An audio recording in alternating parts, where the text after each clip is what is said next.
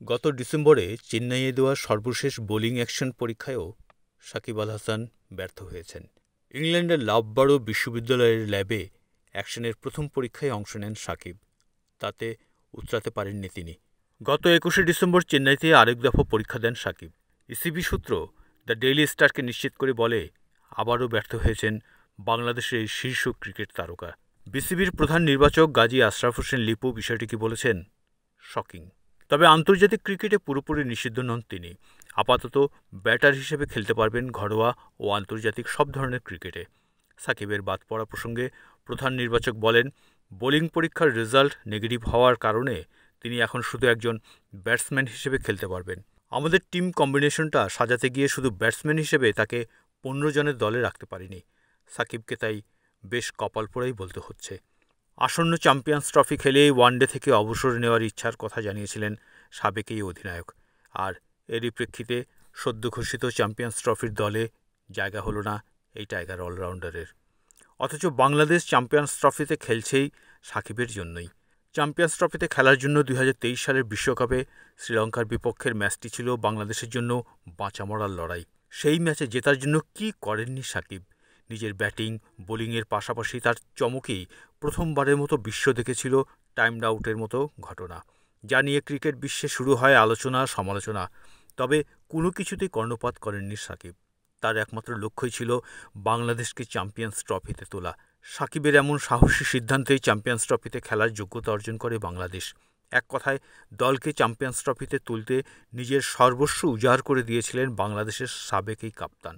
অথচ যে সাকিব চ্যাম্পিয়ন্স ট্রফিতে তুললেন টাইগারদের, সেই চ্যাম্পিয়ন্স ট্রফির দলে আর জায়গা হলো না বিশ্বসেরা এই অলরাউন্ডারের।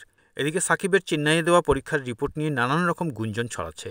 আইসিসির অবৈধ বোলিং অ্যাকশনের নিয়ম অনুযায়ী পরপর দুটি পরীক্ষায় অ্যাকশন ত্রুটিযুক্ত প্রমাণিত হলে সংশ্লিষ্ট বোলারের পরের ১ বছর কোনো পর্যায়ে ক্রিকেটে আর বোলিং করতে পারার কথা নয়। সেক্ষেত্রে এখন থেকে পরের ১ বছর যে কোনো পর্যায়ের ক্রিকেটে বোলিং নিষেধাজ্ঞায় থাকবেন সাকিব। তবে বিসিবি সংশ্লিষ্ট একটি সূত্র এই নিয়মের একটু অন্যরকম ব্যাখ্যায় দিয়েছে। তা হলো, সাকিব আপাতত বোলিং করতে পারবেন না, তবে বোলিং অ্যাকশন ত্রুটিমুক্ত করতে কাজ চালিয়ে যেতে পারবেন। তাতে যে মুহূর্তে তার মনে হবে অ্যাকশনে তার কোনো সমস্যা নেই, তিনি তখন আইসিসি অনুমোদিত কোনো সেন্টারে অ্যাকশনের পরীক্ষা দিতে পারবেন। কিন্তু তাতেও যদি অ্যাকশনের ত্রুটি ধরা পড়ে, তাহলে পরের ১ বছর বোলিং তো নয়ই, ওই সময়ের মধ্যে অ্যাকশন শোধরানোর পরীক্ষাও আর দিতে পারবেন না সাকিব। গত সেপ্টেম্বরে সাকিবের বোলিং অ্যাকশন নিয়ে প্রশ্ন ওঠে ইংলিশ কাউন্টি চ্যাম্পিয়নশিপের ডিভিশন 1-এর একটি ম্যাচে। টুর্নামেন্টে সারের হয়ে সমারসেটের বিপক্ষে একটি ম্যাচ খেলেছিলেন সাকিব। টনটনে অনুষ্ঠিত ম্যাচে ১১১ রানে হেরে গিয়েছিল সারে। কিন্তু ২ ইনিংসে ৬৩ ওভার বোলিং করে সাকিব নিয়েছিলেন ৯ উইকেট। ম্যাচের প্রায় ২ মাস পর জানা যায়, ওই সময়ে সাকিবের বোলিং অ্যাকশন নিয়ে সন্দেহ প্রকাশ করেছেন ম্যাচের ২ আম্পায়ার। সাকিব ২ ডিসেম্বর বার্মিংহামের অদূরে লাকবরো ইউনিভার্সিটির মেডিকেল বিভাগে বোলিং অ্যাকশনের পরীক্ষা দেন।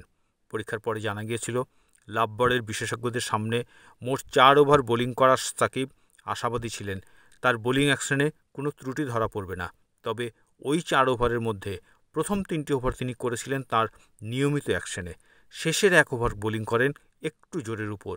মূলত যে অ্যাকশনের কারণে কাউন্টির ম্যাচে আম্পায়ারদের কাছে তার অ্যাকশন ত্রুটিযুক্ত মনে হয়েছিল বলে সাকিবের ধারণা। চেন্নাইয়ে বোলিং পরীক্ষায় সাকিবের কোনোই ২৫ ডিগ্রি বা তার বেশি ভেঙেছে। যদিও আইসিসি নিয়ম অনুযায়ী একজন বোলার সর্বোচ্চ ১৫ ডিগ্রি পর্যন্ত তার কোনোই বাঁকাতে পারবেন। গত বছর সারের হয়ে কাউন্টি খেলতে গিয়ে বোলিং অ্যাকশন সন্দেহজনক হিসেবে রিপোর্টেড হয় সাকিবের। ওই ম্যাচের আরও ২ মাস পর আসে খবর। এদিকে একটি সূত্র এমনও জানিয়েছে, চেন্নাইয়ের পরীক্ষায় আসার নেতিবাচক ফলটিতে টেকনিক্যাল এরর বা কারিগরি ত্রুটি থেকে থাকতে পারে বলে তারা শুনেছেন। তবে বর্তমানে সময়টা ভালো যাচ্ছে না সাকিব আল হাসানের। গত ৫ই আগস্টের রাজনৈতিক পট পরিবর্তনের পর আর দেশে ফিরতে পারেননি তিনি।